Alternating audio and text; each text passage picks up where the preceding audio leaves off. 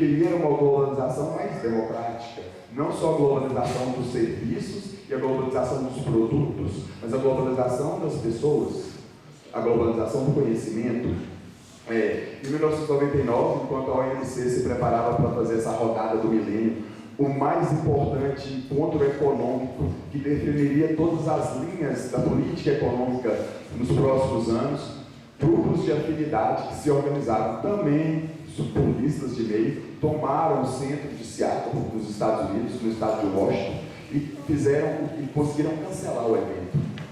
O evento foi um fracasso tão medonho, mas tão medonho, que normalmente a OMC, a Organização Mundial do Comércio, ao terminar o evento, faz uma grande conferência de imprensa para divulgar os resultados dos acordos que foram fechados ali. E essa foi a primeira vez que a OMC não conseguiu fazer uma conferência de imprensa, porque muitos dos delegados que vieram de outros países sequer conseguiram sair dos hotéis, porque o centro estava totalmente, o centro de Seattle, próximo ao centro de convenções, estava totalmente ocupado por manifestantes que tinham ideias totalmente divergentes, mas que se uniram embaixo de uma causa única, de um guarda-chuva único. Nós vimos esse fenômeno muito parecido no Brasil nas jornadas de junho de 2013. Pessoas que tinham ideias muito diferentes, grupos que tinham ideias, políticos que tinham ideias muito diferentes, mas que em um determinado momento conseguiram marchar lado a lado, ombro a ombro. Talvez um dos momentos na nossa história mais recente de maior impacto das fake news, embora as fake news sejam tão antigas como o professor Alessandro aqui já nos fez essa viagem histórica, e os outros professores tentaram responder por que nós acreditamos no fake news, seja a guerra do Iraque. Eu tenho um capítulo específico sobre a guerra do Iraque. A guerra do Iraque é totalmente construída em cima de fake news. As justificativas para a invasão do Iraque, 5, 6 anos depois, não se provaram verdadeiras. Nunca foi encontrada armas de destruição em massa no Iraque.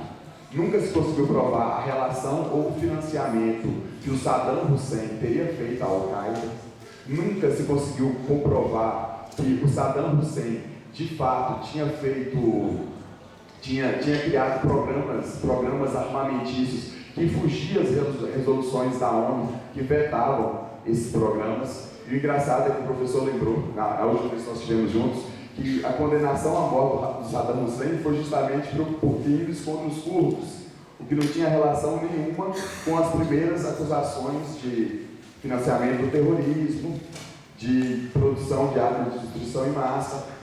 Na Guerra do Iraque, particularmente, que é um capítulo longo, naquele período nós assistimos, sobretudo 2013, né? Se vocês se recordam bem, a Guerra do Iraque começa em março de 2013, nós assistimos sobretudo a utilização dos blogs.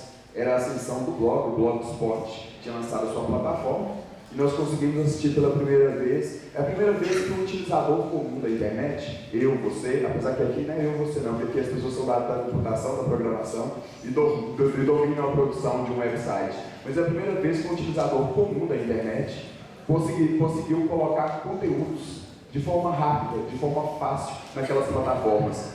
Os veículos de comunicação, os grandes veículos de comunicação do mundo perceberam de forma muito rápida essa possibilidade, que as pessoas estavam interessadas na opinião de pessoas em loco, que assistiam os confrontos das batalhas, e praticamente todos os grandes veículos, inclusive a Folha de São Paulo, o Estadão, enviaram correspondentes de guerra. A maioria deles não para o Iraque, na verdade, a maioria deles ficaram no Kuwait. Tem uma parcela muito pequena de repórteres que, na verdade, foram ao Iraque nesses primeiros dias de invasão. O curioso é que esses próprios veículos também criaram os famosos blogs de guerra. O New York Times criou blogs de guerra, onde seus repórteres que estavam em terreno descreviam o que tinha visto. Agora, o mais interessante dessa história é que o blog mais famoso de guerra foi, na verdade, criado por uma pessoa que não era jornalista, que não estava cobrindo o confronto para nenhum veículo de comunicação e que utilizou um pseudônimo na época chamado Salam Fax. O Salam Fax, ele criou um blog, ele era um engenheiro formado na Jordânia, morava em Bagdá, ele era jordano, ele era Bagdá, porém tinha feito a licenciatura em engenharia, a graduação em engenharia na Jordânia, tinha voltado para Bagdá, tinha perdido contato com um amigo dele, da Jordânia, e ele, meses antes da guerra, ele resolveu criar um blog que era uma brincadeira onde estava o amigo dele. E ele começou a escrever isso. Quando a guerra começou, ele passou a publicar a janela da casa dele, as bombas que caíam sobre Bagdá, e começou a narrar aquelas informações que ele via no cotidiano dele. Ele conhecia bem Bagdá, ninguém poderia conhecer Bagdá melhor que ele. E o curioso é que por diversas vezes ele conseguiu desmentir o New York Times, o Le Monde, o Le Figaro, que divulgavam informações falsas. Uma que eu lembro que é muito marcante é quando todos os veículos praticamente do mundo dizem que já a coalizão americana liderada pelos Estados Unidos já haviam tomado os veículos de comunicação do regime do Saddam, e na verdade não era verdade, era mentira.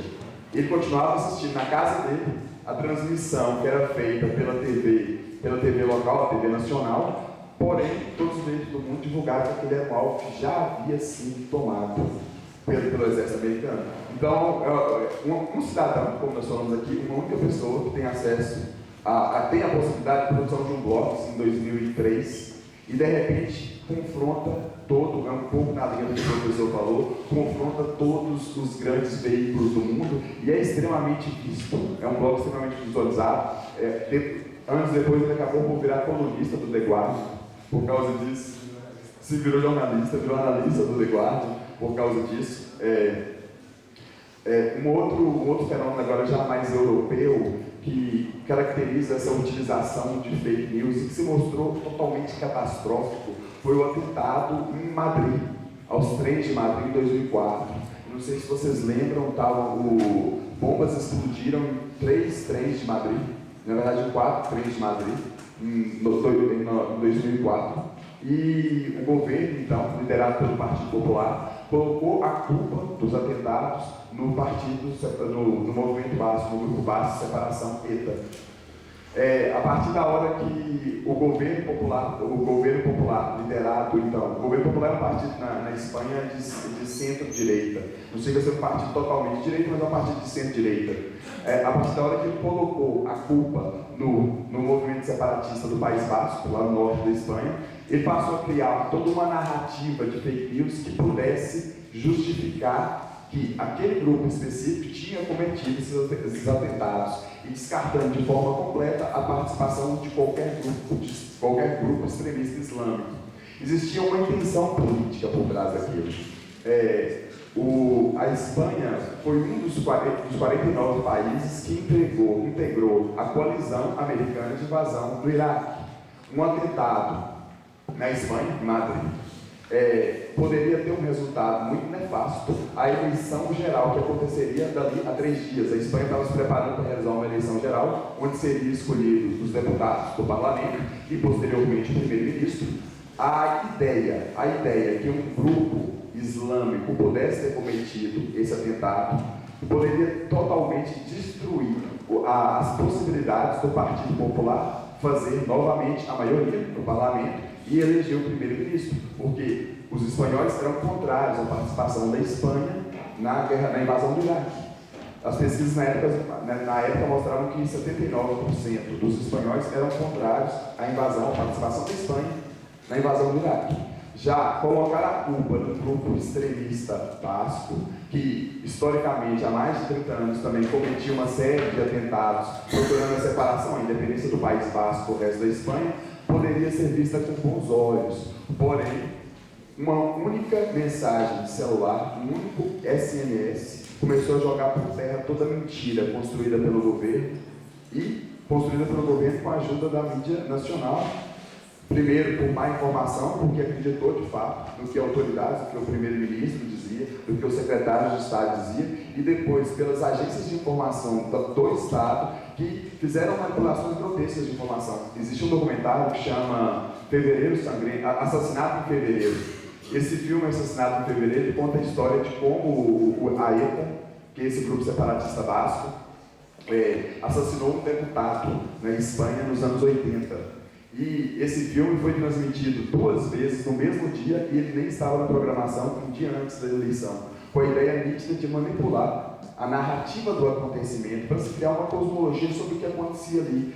Só que a troca de um único SMS trocado entre amigos é mapeada a pessoa que compartilhou o primeiro SMS, que perguntava, que no dia, o espanhol chama aquele dia antes da eleição, de jornada da reflexão.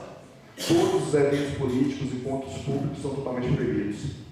E essa pessoa, que na verdade era um estudante universitário, mandou para um grupo de amigos um SMS perguntando se a coisa ia ficar daquela forma. Eles precisavam saber quem tinha cometido o atentado, se era a ETA ou se era algum grupo radical islâmico. Já haviam surgido inúmeras pistas que levavam a acreditar que uma célula, um braço da Al-Qaeda na Europa, era autora do atentado. Esse SMS se viralizou na época pelos telemóveis e rapidamente o SMS ele chamava para um protesto na frente da sede do Partido Popular, que então estava no governo da Espanha. E milhares e milhares e milhares de pessoas foram para a sede do Partido Popular em diferentes capitais das comunidades autônomas da Espanha para cobrar uma resposta ETA ou Al-Qaeda. O governo popular, na eleição do dia seguinte, não conseguiu fazer a maioria, o que todas as pesquisas eleitorais indicavam que ele faria a maioria e elegeria o primeiro-ministro. O primeiro-ministro na época seria, se ele tivesse a maioria, o Mariano Rajoy. O Mariano Rajoy não foi eleito, não conseguiu formar a maioria, e pela primeira vez o Partido Socialista conseguiu eleger um deputado. Foi uma derrota tremenda do Partido Popular. Assim, eu poderia me estender, eu não sei quanto tempo que eu já falei. Por quê? Mais quantos minutos? Mais 7 minutos. Nós também vimos esse impacto que as fake news e que as novas tecnologias produziram, como eu comentei aqui, na Primavera Árabe.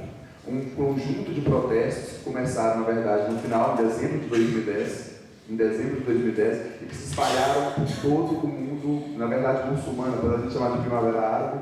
Quando se fala do norte da África, nós não estamos falando de árabes, nós estamos falando, na verdade, de um povo que, na maioria deles, são berberes, é uma outra etnia, não são árabes, mas ficou conhecida como a Primavera Árabe. Curiosamente,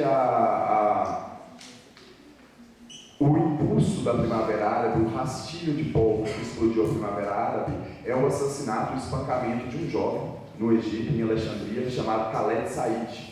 Eu entrevistei, não o Khaled Said, óbvio que estava morto já, eu entrevistei a irmã do Khaled Said, entrevistei os irmãos do Khaled Said, entrevistei amigos dele de bairro, para conseguir contar essa história, para tentar desvendar um pouco esse mistério que tinha em torno da imagem dele. Basicamente, o Khaled Said era um jovem que vivia num bairro, né, em Alexandria, um bairro chamado Hamamá. É um bairro, inclusive, que tem importância na história do Egito, que foi lá que Cleópatra se encontrava com Marco Antônio, tem toda uma história, a última dinastia dos faraós viveram ali em Alexandria.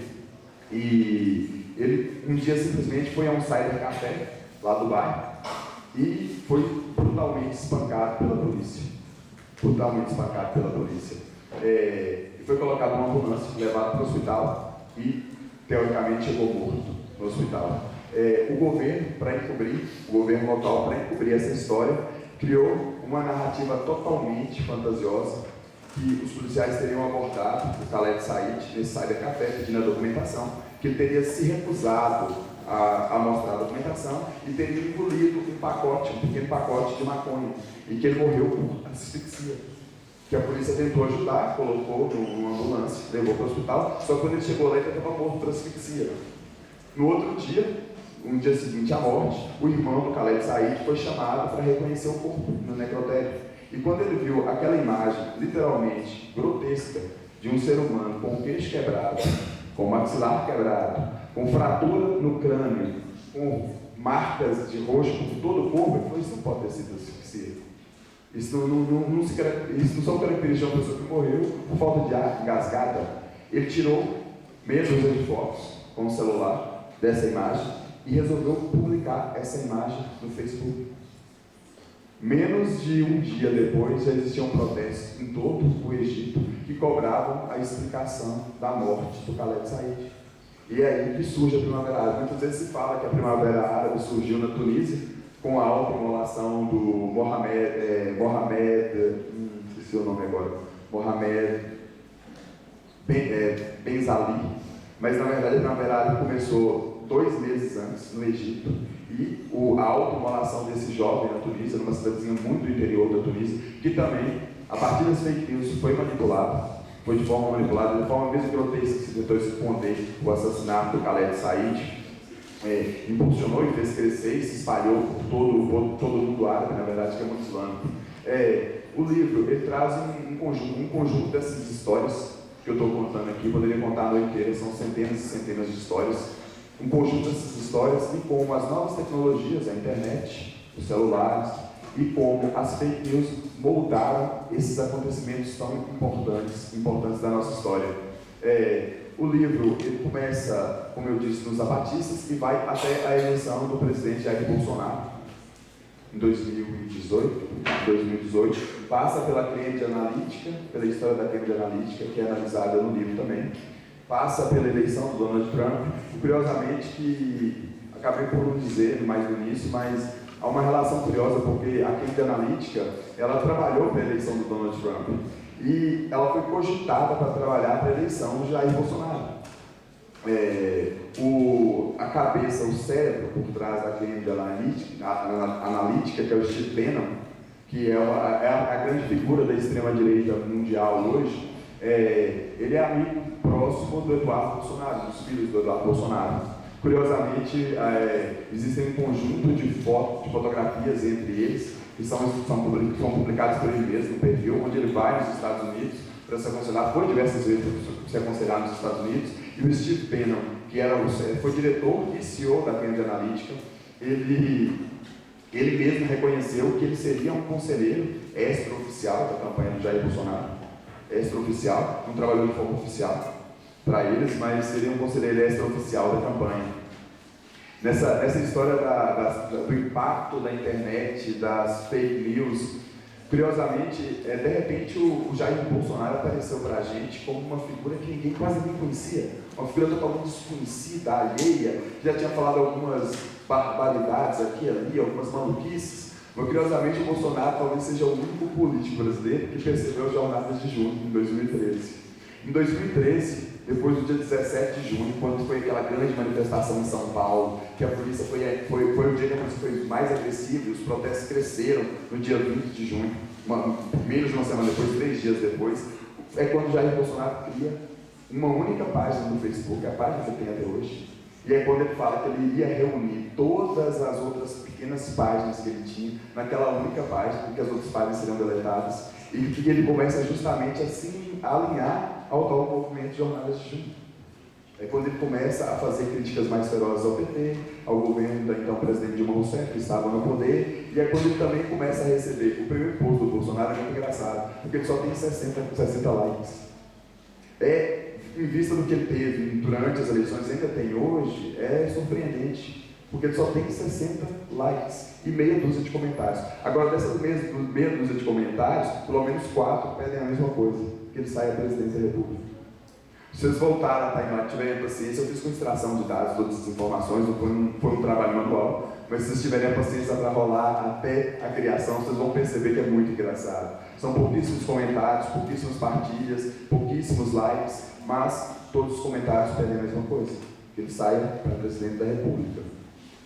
E a partir daí ele traça essa ascensão, talvez seja o único político de fato que tenha conseguido surfar nessa jornada de junho, que tem características muito parecidas que nós falamos dos zapatistas aqui há pouco tempo, que é conseguir colocar debaixo da mesma bandeira, do mesmo guarda-chuva, movimentos que pensam de forma muito diferente e que de repente se transforma numa espécie de monstro que nós não conseguimos compreender muito bem com essa utilização, esse emaranhado entre essas novas tecnologias, entre as fake news e também um ódio que cresceu na sociedade um pouco ainda inexplicável. Eu acredito que nós ainda não conseguimos explicar muito bem o que foi essas jornadas de junho e como ela passou por diferentes períodos de metamorfose, desde as grandes manifestações pelo impeachment e contra o impeachment, que são narradas também no livro, até a eleição do Jair Bolsonaro, o impacto das fake news a favor e contra, por exemplo, da facada do Jair Bolsonaro, que falavam, acreditavam que tinha tomado a facada, e pessoas que acreditavam que ele não tinha tomado a facada.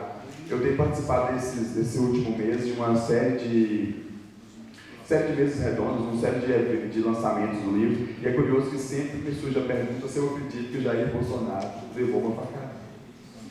Sempre essa pergunta surge. Alguém sempre levanta e pergunta: você acredita que o Jair Bolsonaro levou de fato uma facada?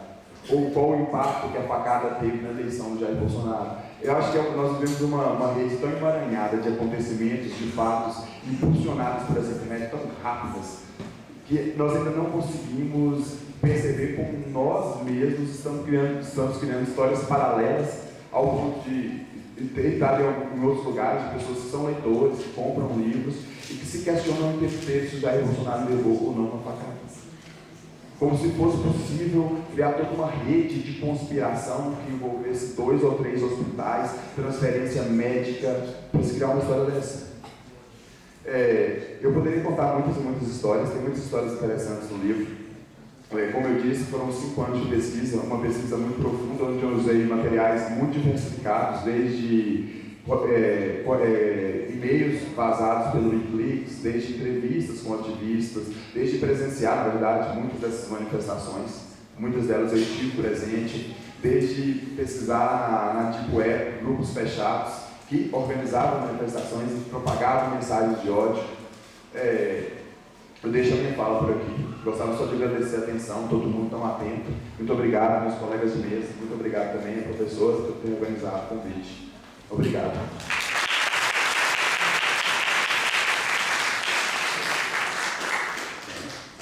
Bom, muito bom. Agradeço a todos vocês, Alessandro, Branco, André e Carlos. Eu ficaria horas ouvindo cada um por muito tempo, né? Muito aprendizado e muita coisa boa para a gente discutir, né? Então agora, gente, nós vamos fazer um momento de perguntas que vocês poderão perguntar para todos os participantes da mesa ou comentar alguma coisa sobre o que quiserem sobre o assunto, né? Agradeço a todos aqui presentes mais uma vez e vamos para esse momento de perguntas aí. Só levantar a mão que aí o professor Leonardo passa o microfone. Só tem uma pergunta aqui.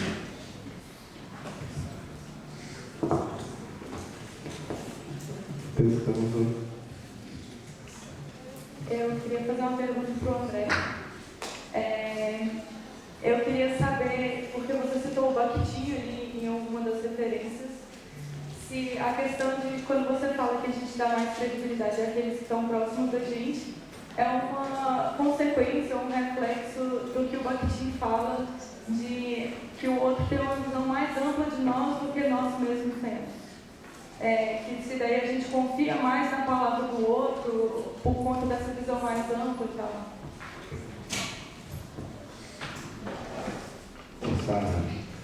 Eu não sei se a gente confia no outro por causa disso.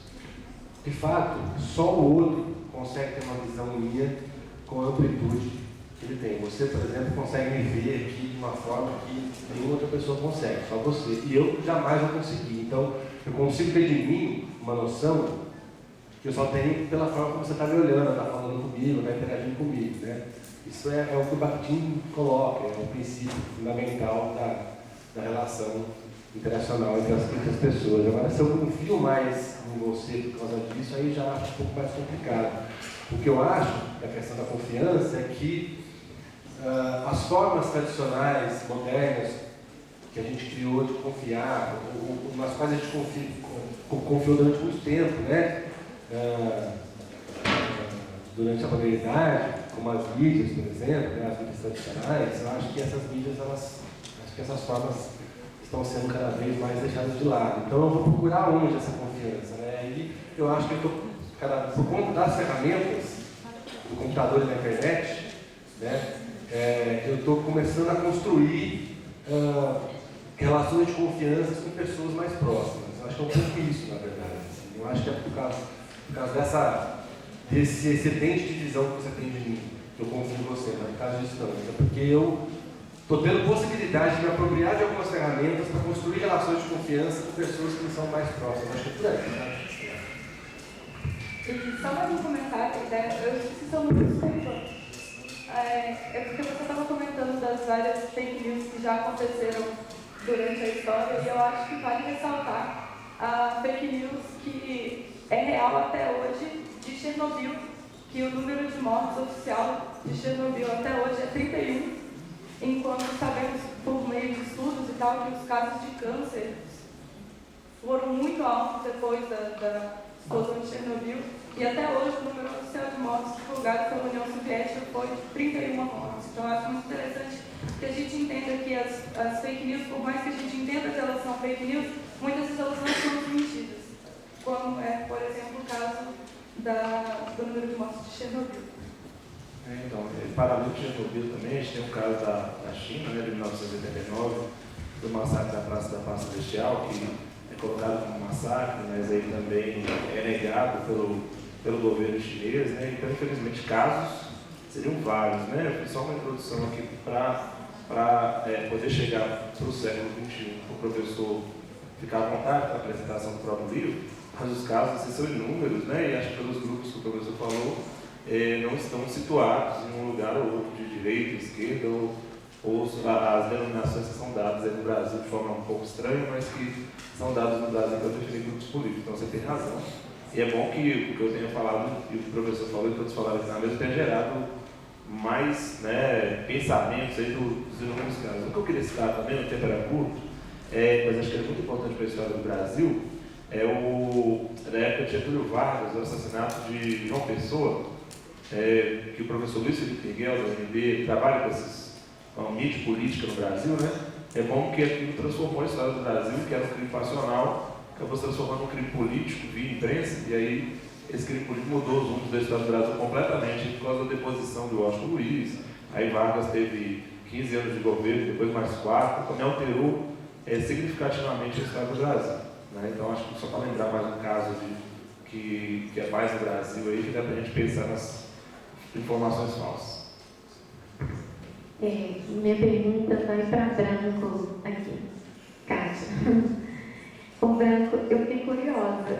Você que recebe perguntas lá, qual foi o impacto da facada em Jair Bolsonaro para a política, né? Aí a minha pergunta é mais provocativa, porque você não respondeu, você só falou a pergunta. Qual foi, na sua opinião? Obrigado pela pergunta. Na verdade, ela pode sempre surge essa pergunta. Se eu acredito que a facada foi real e qual seria o impacto dessa tal facada. Eu acho que eu está mais ou menos muito bem mapeada essa questão. A facada da Bolsonaro ela tem 2 papéis que são centrais. O primeiro papel é tirá-lo dos debates. Ao tirar o Jair Bolsonaro do debate, ele não se tem a oportunidade que outros candidatos, seja o Bolo, seja o Haddad, ou até os mais aloprados, como o Cabo Daciolo, desconstruam o Jair Bolsonaro. Nós não tivemos a oportunidade que outras pessoas o colocassem contra a parede e o questionassem sobre um conjunto de questões, sejam históricas da vida dele, sejam pessoais. Então nós não conseguimos vivenciar essa questão da desconstrução do candidato, o que é importante para toda a democracia, desconstruir os seus candidatos. Depois, a visibilidade que ele ganhou. E isso aí, na verdade, é mais uma hipótese do que uma certeza, enquanto a da outra é uma certeza, essa é mais uma hipótese.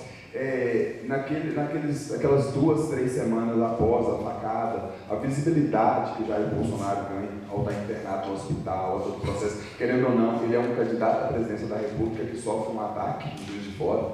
Então, a visibilidade que ele ganha, aliada à não participação dos debates, ou seja, à não possibilidade de desconstrução do candidato, são fundamentais para a eleição dele. Alinhadas, obviamente, com outras questões, que foi o tema da mesa, com as fake news, com o poder que a internet tem hoje sobre as nossas vidas, das redes sociais, mas sobretudo, pelo menos na minha opinião, se outros professores tiverem uma opinião diferente, pelo menos na minha opinião, foram sobretudo esses 2 pilares. Tem um aluno que fez informática e sociedade comigo semestre passado, já foram embora, dia 2, aliás. Eles fizeram o seguinte, Kátia.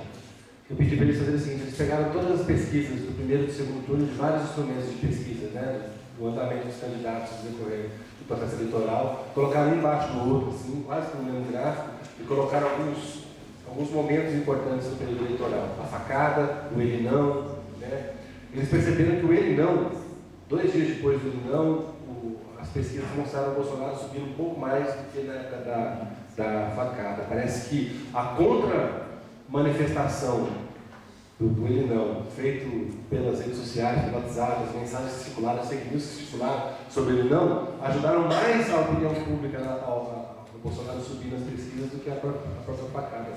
É só uma curiosidade, mas assim, isso não é uma evidência, né? É uma coisa que se gera assim, muito rapidamente, tá? Mas depois perceber um pouquinho isso, sabe? Eu gostaria de perguntar, principalmente para o André, como combater as fake news? Qual que é de acordo com...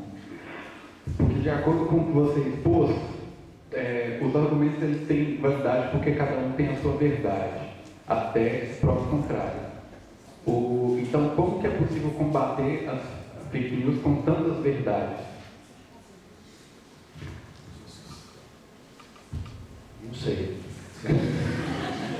Vou responder assim. Eu fui há um mês atrás, numa mesa redonda, para falar sobre leitura e produção de texto na academia. Eu sou professor de leitura e produção de texto há, sei lá, 9 anos, 10 anos. E eu saí de lá, assim, e voltei para começar esse semestre com um olhar muito crítico em relação ao meu trabalho. Porque eu fiquei pensando assim, eu sou professor de leitura e produção de texto.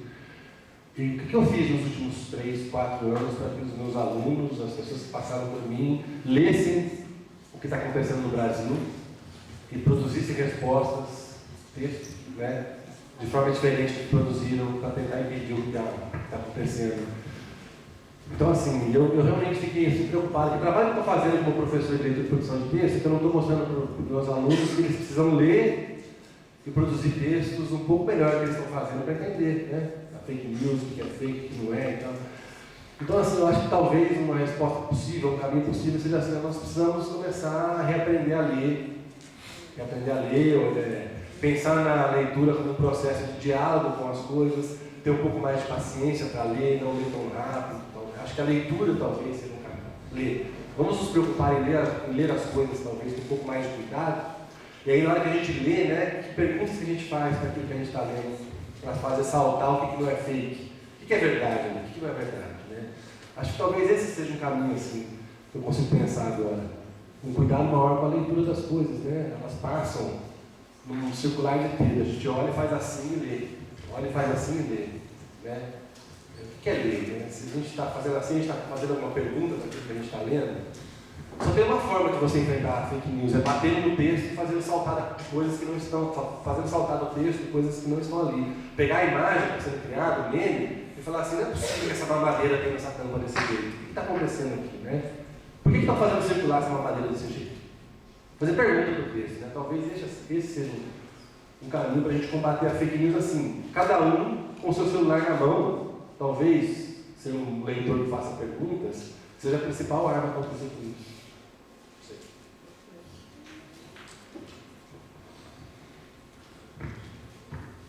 Luísa. Já passo a palavra. Desculpa.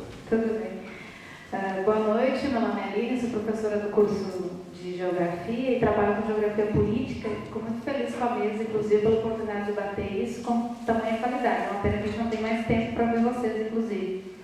E eu vou fazer uma pergunta bem provocativa, porque na chamada, inclusive, está aí, né, dados sobre o que é ordem mundial, geopolítica e a influência da tecnologia de informação, de modo geral, nisso, né? E eu lembrei muito durante as falas de vocês também, de como é que a tecnologia da informação, e aí pensando nas redes sociais, de como é que elas nos colocam como indivíduos passivos no mundo, embora difusores de uma certa informação, mas também passivos, de alguma modo, né? E o Barro vai falar isso, de como é que as pessoas perdem, ao achar que tudo está no Google, você perde a capacidade de tentar pensar, refletir, ler com mais atenção, e ao mesmo tempo as redes sociais nos tomam um tempo de vida impressionante. Então ninguém tem tempo para fazer nada, mas está todo mundo conectado online, né? São algumas contradições. E aí a provocação que eu queria fazer para a mesa, né, e talvez para o Branco, né, que está publicando o livro e já estou querendo comprar para ler, é de fazer essa reflexão de como é que talvez a gente vive uma era em que as grandes verdades, as grandes leituras estão realmente são fragilizadas, estão ruindo, né? E aí o Estado, como esse ator hegemônico também, que disputava o poder mundial, está ruindo na sua figura, e como é que aparecem outras figuras nesse lugar, tipo grandes marcas, grandes empresas, grandes discursos, mas que ainda precisam de espectadores e precisam de uma população cativa. Então a gente não tem essa coisa da manipulação da informação que valia para o nazismo e vale para hoje também, né? As eleições são esse grande palco, né? Que precisa de uma plateia, que dá anuência e que se envolve nesse processo. Então, eu só queria dar a oportunidade que vocês falassem um pouquinho mais o que a gente espera dessa ordem mundial, até que ponto realmente a população tem poder ou não tem, ou é só manipulação mesmo, e como é que a gente coloca os sujeitos como ativos nesse processo, porque também é muito difícil hoje você conseguir mobilizar as pessoas, seja para uma leitura mais atenta, seja para um processo de intervenção e entender que a política não se faz só no bastidor ou não se faz só nas grandes estruturas de poder. É um pouco da provocação, mas muito boas falas, obrigada. Uma pergunta fantástica, muito bem contextualizada, uma grande provocação, na verdade. É curioso que, se eu fosse dividir esse livro em partes, eu dividiria em duas. Há um determinado momento na nossa história sobre a utilização desses movimentos de indignação das novas tecnologias, que eles passam a enxergar a tecnologia como um anjo redentor. Até a Primavera Árabe, nós vemos sobretudo é possível utilizar o Facebook, é possível utilizar o Twitter para derrubar regimes autoritários ou ditaduras, isso é possível. Só que, de repente, sobretudo a partir da crise de 2008 também, a partir da crise da quebra do Lehman Brothers, do aumento do desemprego na Europa, nos Estados Unidos, com a ascensão de deputados, de parlamentares de extrema-direita em diferentes partidos, em diferentes parlamentos europeus, todos utilizando as redes sociais, todos utilizando a internet, nós começamos a pensar um pouco o contrário, ou seja, as tecnologias criaram todo esse cenário catastrófico que nós vivemos, ou seja, ela deixou de ser um anjo redentor para ser uma espécie de demônio controlado por grandes instituições. Eu acho que tem um conjunto de questões que nós temos que pensar sobre isso. A primeira questão é que, às vezes, nós temos a ideia que as pessoas são esquizofrênicas ou têm algum problema que se comportar de uma forma online e se comportar de outra forma offline. Que a tecnologia, de alguma forma, pudesse mudar a personalidade ou mudar o caráter. É aquele discurso determinista, que a tecnologia ela tem um papel determinante e sem ela essas mudanças não poderiam acontecer. E, na verdade, o que diferentes pesquisas apontam já há muitos anos, não são pesquisas novas, são pesquisas feitas desde o final da década de 90, é que as pessoas têm uma mesma personalidade online e offline. Que o problema em si não é a tecnologia, é a forma como as pessoas se apropriam dessa tecnologia. E na verdade, acho que nós ficamos um pouco em negação quanto a isso, porque o que a internet fez, como o professor citou muito bem, é dar visibilidade a um conjunto de pensamentos, um conjunto de comportamentos que até então estavam ocultos. Ou seja, eu tinha que lidar com esse comportamento de um amigo meu, mas de repente esse amigo passou a replicar, um amigo, a tia, passou a replicar esse comportamento para milhares ou se não milhões de pessoas quando um determinado vídeo, um determinado textão, um determinado meme viraliza. Então, eu acho que às vezes mais do que questionar a tecnologia em si, nós temos que questionar como nós nos comportamos com a tecnologia, nossos níveis de literacia digital, para começar a perceber que talvez o grande monstro da história não seja a tecnologia, seja o utilizador da tecnologia. Porque nesse processo histórico aqui, que são de 30 anos, nós vamos encontrar pelo menos esses dois grandes momentos históricos, em que a tecnologia é tratada como esse anjo redentor, que todo mundo poderia ser livre. No Egito é um caso tão engraçado que o pai, logo depois que o Hosni Mubarak cai, que ele é destituído, um pai logo na semana seguinte batiza o filho de Facebook. Isso não é uma fake news. Eu sei que pode parecer uma fake news, mas não é uma fake news. O pai acreditava tanto que o Facebook tinha sido responsável pela destituição do Hosni Mubarak que ele batiza em homenagem ao filho de Facebook. De repente a gente achava que aquilo ali era um paraíso das liberdades de expressão, e de repente o que nós confirmamos é que na verdade ele é um paraíso da liberdade de expressão. O que acontece é que muitas vezes a forma como que a expressão aparece não condiz com o nosso universo semântico, o que nós queremos ouvir. Então não é tanto a tecnologia em si, mas a forma como as pessoas se apropriam da tecnologia. Boa noite, parabéns pela pergunta também. Eu queria começar, não sei se é uma resposta, mas falando do próprio Milton Santos, né, já que você é da área da geografia, realmente me inspirou muito e na verdade até peço desculpa pela minha fala foi um pouco positiva, eu preferi a fala do pessoal da linguística, dos professores da linguística, que a minha, porque a minha, como caminhou para a apresentação do livro, algumas coisas que eu falei não é bem a maneira como eu estudo. Então, para explicar isso que eu estou falando, o Milton Santos tem a ideia de uso da tecnologia para melhorar, inclusive ele fala que a gente vive um momento peculiar, do século final do 20 para o 21, um momento único, em que a capacidade que nós temos de intervir para tentar transformar a vida de inúmeras pessoas é muito maior do que antes por causa do uso da própria tecnologia. E o Milton Santos fala isso reiteradas vezes, a ideia de consciência universal, de uma globalização mais humana, mais solidária, que você pode usar a tecnologia para intervir na vida das pessoas. Eu fico sempre lembrando de episódios como dos Javalis Selvagens, né, que na época da Copa do Mundo, e houve uma mobilização muito grande das pessoas em prol da ajuda. Então eu acho que a tecnologia pode ser usada positivamente. E queria citar também, senti na fala dos professores em algum momento, passeando pelo texto, o próprio Pierre Levy, né, ele também tem um livro interessante, chama Inteligência Coletiva, em que ele vai dizer que também, de forma peculiar, no século XXI, a gente tem uma capacidade de usar o virtual para potencializar o real. E se o real é marcado por ações sociais, por mobilizações que podem melhorar a comunidade internacional, essa chance que nós temos de fazer essas alterações, ela é uma chance jamais vista, porque a gente ainda tem a possibilidade de fazer essas intervenções. E a própria geração de 96 para cá é uma geração que tem uma capacidade técnica muito superior à minha, por exemplo. Então, minha filha, por exemplo, eu vejo nela uma capacidade de intervir e tentar usar a tecnologia a seu favor, que me impressiona muito e que eu acho que no futuro poderia ser algo esperançoso se a gente tivesse aula de educação digital nas séries iniciais, aula de interpretação de texto um pouco mais profunda ali para os meninos e mais legais também, para os meninos usando os meios de comunicação.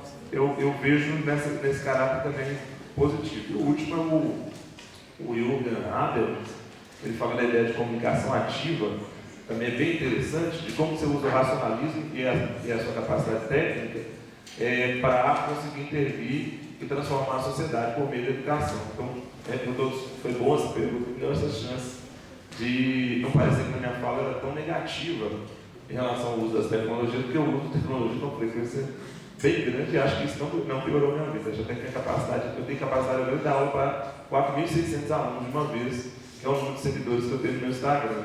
Inclusive até de fazer live, coisa parecida. Eu antigamente dou aula pré-vestibular também, no máximo era 300. Agora eu consigo falar com 4.600. Então, é 4.600 pessoas que eu posso estar agindo diariamente na vida delas com um parágrafo, com uma fala. Então, acho que eu nunca ia poder fazer isso no século XX. No XXI eu posso.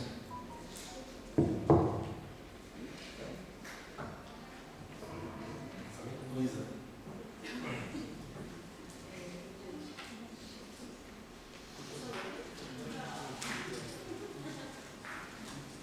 Oi. Obrigada, viu, aos participantes da mesa, né, por nos ajudarem assim, a enxergar um pouco melhor, né? A gente está vivendo, acho que mais intensamente agora, um mar, né, uma confusão. A gente mesmo não consegue enxergar, mesmo sendo também da linguística, da área de letras, professora de texto, e assim, a gente tenta enxergar a nossa própria realidade e é difícil enxergar, né? Tem uma frase que diz assim que quando a gente está muito perto da montanha é difícil ver a montanha. Então é nesse sentido, né? Então eu queria agradecer a vocês, foi realmente muito boa a fala, todas as falas, né? Foram boas. E eu, na verdade, eu queria continuar a pergunta que eu não sei quem alguém fez aqui antes de mim, antes da professora Aline, a respeito de como é possível, então, lidar com as fake news, né? Com que estratégias a gente pode acionar.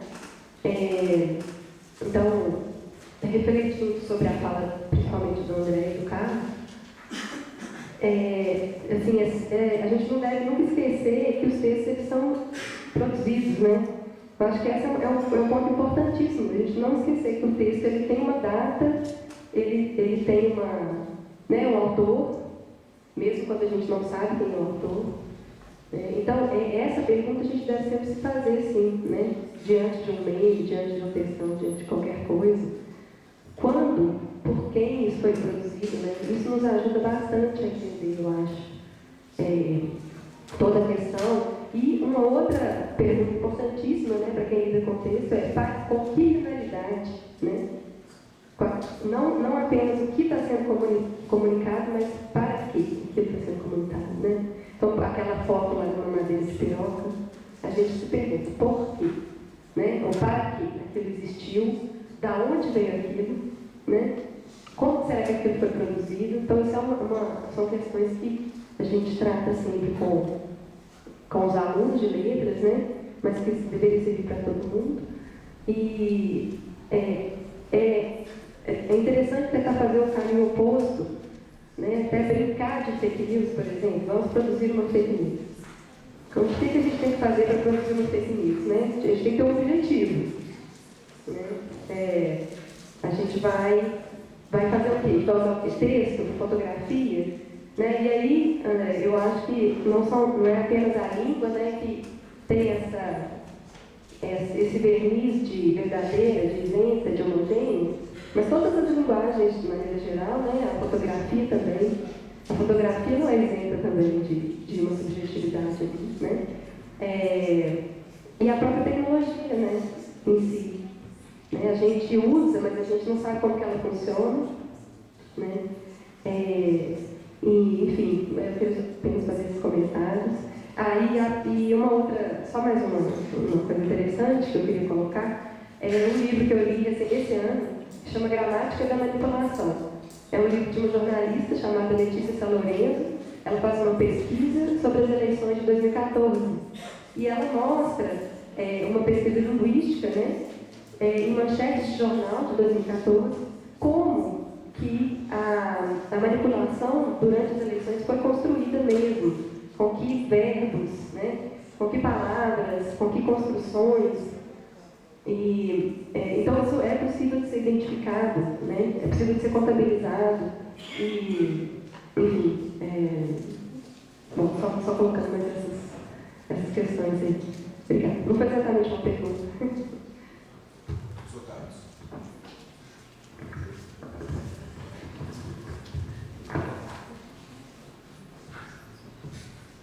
Ô Luísa, essas questões são essenciais, totalmente. E para comentar um pouco isso, eu também volto no que a Aline tinha comentado, né? E também tem gente aí já perguntado mais uma vez, né? Como resolver, como solucionar. E a gente quer soluções práticas, né? Bem, a resposta eu acho que passa de como resolver, por isso que a gente está comentando o tempo inteiro, né, de leitura crítica, de ler mais, passa pelas perguntas, com que personalidade nesse texto, quem escreveu esse texto, por que ele escreveu esse texto, né? Como chegar lá é uma outra gigantesca questão, né? Porque a gente pode ter técnicas de usar na sala de aula para melhorar a leitura do estudante, mas acontece que existe uma guerra aí, né? É claramente guerra de classe, no sentido de tirar a educação. Eu li uma matéria hoje que o que aquela parcela de 1% dos mais ricos gasta com a educação dos seus filhos é exatamente o mesmo tanto que o resto da população inteira gasta com a educação dos seus filhos, né? Portanto, é isso. Vai ter muita gente como nós tentando ajudar com que a população geral, com que os nossos estudantes, né, tenham uma leitura mais crítica do mundo, com que sejam mais questionadores, sim, que entendam melhor os memes, mas não só os memes, os textões também, e o analógico também, né, porque esse problema de leitura não é só com o digital, na verdade mudou o suporte, na verdade, só mudou o suporte. E é claro que agora a gente vê mais alcance, mas também o debate está mais público, né, o debate está maior.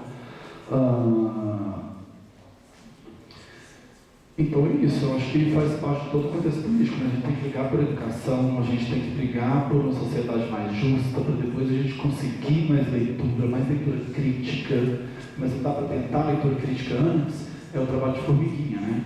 Aí sobre respostas práticas desse trabalho de formiguinha, como a gente faz, e com fake news, eu vi um trabalho muitíssimo interessante de estudantes, né? Começa na sala de aula, e os estudantes eram estudantes de ensino médio, o dever de meio que monitorar dentro das suas famílias o que chegava de notícia, né? Catar as coisas. Assim, vó, o que você recebeu? Deixa eu dar uma olhada. Pai, deixa eu receber o que você recebeu, deixa eu dar uma olhada. Mãe. E aí pegava aquilo que eles achavam mais relevante, assim, né? Ou seja, o bom dia não interessava, nada, mas de repente o navio venezuelano que derramou óleo no Nordeste seria interessante. E aí o que faziam? Tentava ver se era fake news ou não, com o auxílio e orientação do professor, e aí explicava para sua família: mãe, esse não é verdade, por isso, isso e isso. E aí, claro, evidentemente que a mãe aprende, né, e já começa a fazer com as próximas notícias que recebe e tal. É trabalho de formiguinha, né, mas é claro e evidente que tem muita gente aí tentando que a gente faça mais trabalhos, né, trabalhe mais e, portanto, leia menos, para tirar recursos da universidade pública. Então, enfim, a guerra é gigantesca, não é só na sala de aula, não é só o professor que é responsável, e também é muito injusto achar que é só o professor, né? Justamente o que é mais massacrado nessa história inteira.